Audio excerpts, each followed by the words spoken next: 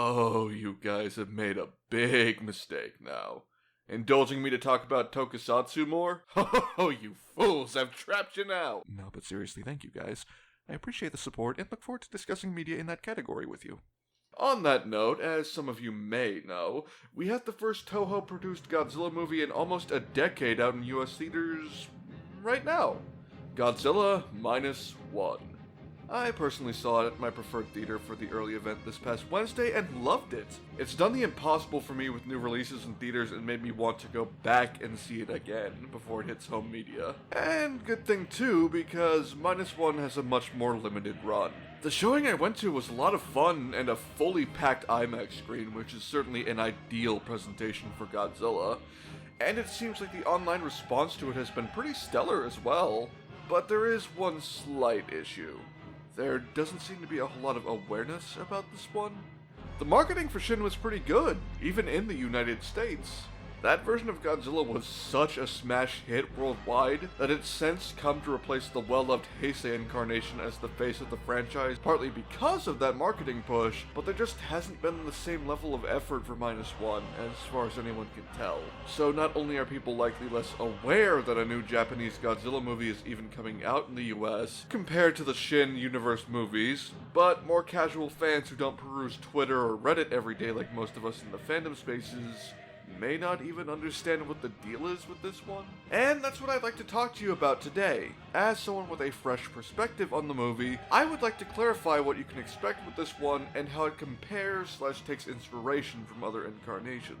Fair warning though, there may be some spoilers for the movie. I will try to keep it vague and add time codes where I feel it's absolutely necessary if you want to go in completely blind, but you have been warned. So to start things off, what does Godzilla Minus One even mean?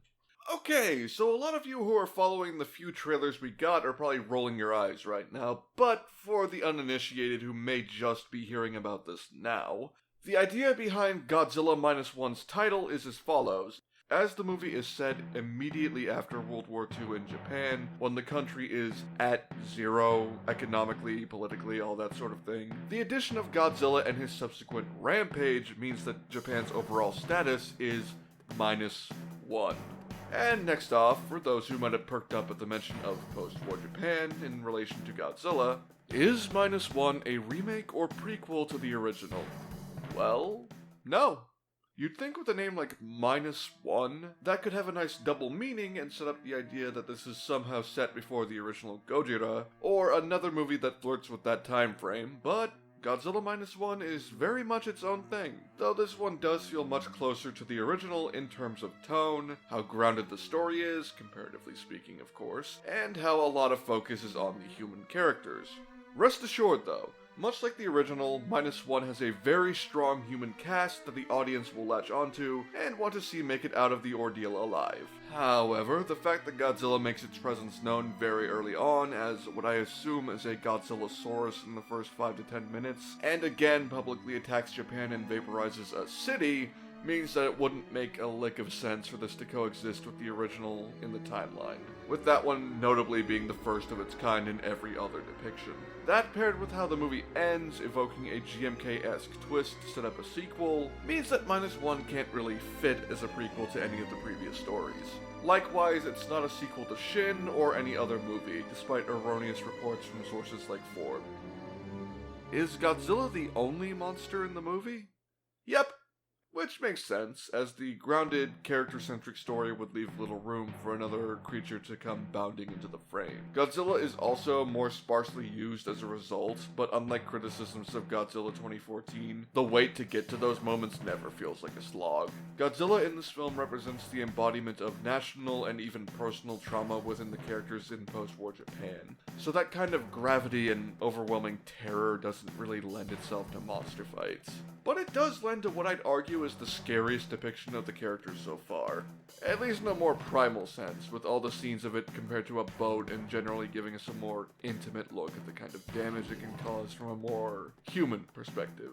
So if you're expecting any knockdown, drag-out monster action in this movie, this may not be the one for you. But if you enjoy more horror-adjacent monster media or entries where Godzilla himself is allowed to shine, this is definitely something worth checking out. Lastly, on that note, how long will Godzilla Minus One be in theaters? Officially, Godzilla Minus One is only slated to be in theaters from December 1st to the 7th in the US, so exactly 1 week. But with the good reviews and word of mouth so far in the US, that could determine whether or not Godzilla Minus One is able to enjoy the same extended run as Shin at the height of its popularity.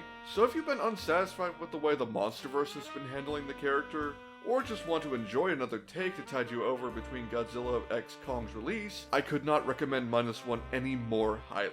Let's show Toho that we're ready for a more consistent era of Japanese Godzilla, and satisfy the Japanese side of the fanbase by turning out for this one too. Are you excited to check out the movie? Did you also attend one of the early showings? I'd love to hear what you guys make of it in the comments below, but until next time, take care and hope to see you again soon.